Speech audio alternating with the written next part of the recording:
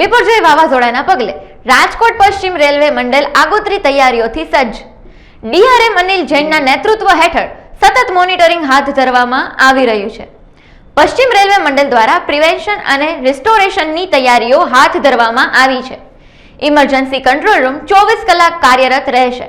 દર કલાકે પરિસ્થિતિનું મોનિટરિંગ કરવામાં આવી રહ્યું છે. દ્વારકા, જામનગર અને પોરબંદર ખાતે સિનિયર ઓફિસરની ટીમ તૈનાત કરી દેવામાં આવી છે. આ તકે ડીઆરએમ અનિલ જૈને જણાવ્યું કે દ્વારકામાં અમારા એડીઆરએમ સતત પરિસ્થિતિનું મોનિટરિંગ કરી રહ્યા છે. યાત્રીઓની સલામતીને ધ્યાને લઈને રાજકોટ ઓખા, રાજકોટ વેરાવળ અને રાજકોટ પોરબંદર સેક્શનની ટ્રેનો રદ કરી છે. साइक्लोन बिपरजॉय जो है वो अभी सौराष्ट्र रीजन के काफ़ी पास से होकर गुजरने वाला है, जिससे कि हमारा जो राजकोट रेल मंडल है उसको भी अफेक्ट होने के काफ़ी ज़्यादा चांसेस हैं. तो इस स्थिति से निपटने के लिए हमने कुछ तैयारियां करी है. दो तरह की तैयारियां की कि एक तो प्रिवेंशन कि हम कैसे मिनिमम डैमेजेस और यात्रियों की संरक्षा, साथ ही साथ हमारे स्टाफ की भी सेफ्टी का ध्यान रख सकें. और उसके बाद जब ये साइक्लोन निकल जाएगा तो हम कैसे हमारा रीस्टोरेशन जल्दी से जल्दी करके ट्रेन सर्विसेज को चालू कर सकें.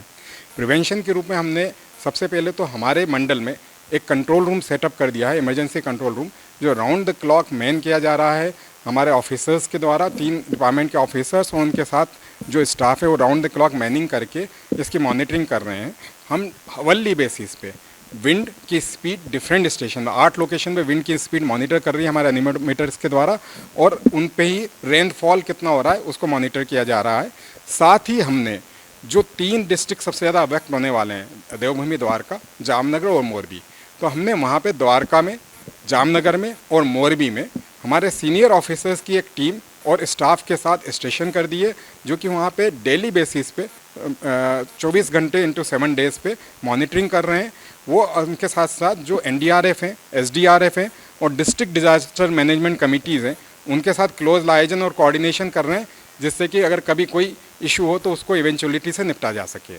द्वारका में तो हमारे खुद जो एडीआरएम है वो वहाँ पे मौजूद हैं पूरी टीम के साथ, क्योंकि द्वारका सबसे ज़्यादा अफेक्ट होने वाला है.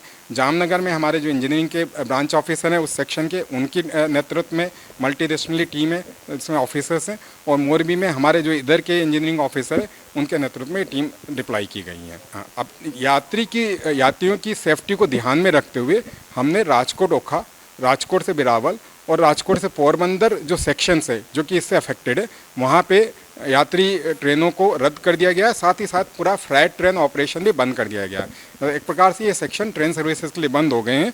हमने करीब 36 ट्रेनें फुली कैंसिल की हैं और 73 ट्रेन को शॉर्ट टर्मिनेटेड या शॉर्ट ओरिजिनेट किया गया है.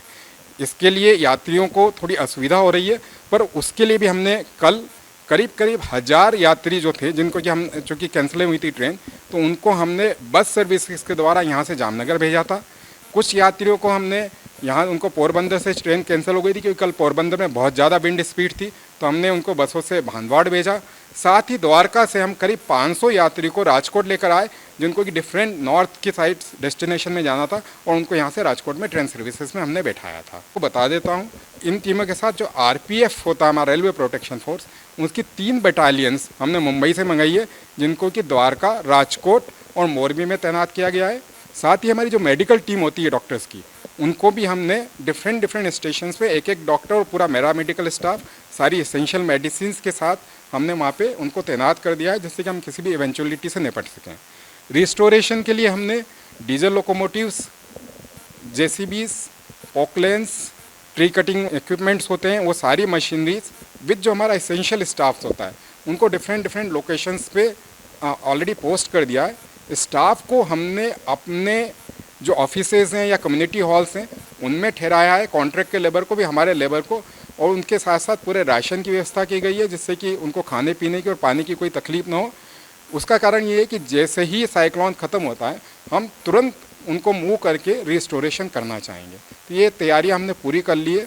स्टाफ के को मेडिसिन्स भी हमने उनके घरों में मेडिसिन्स पहुँचाई है, जिससे कि 1 सप्ताह तक कोई अगर प्रॉब्लम हो तो उसको देखा जा सके.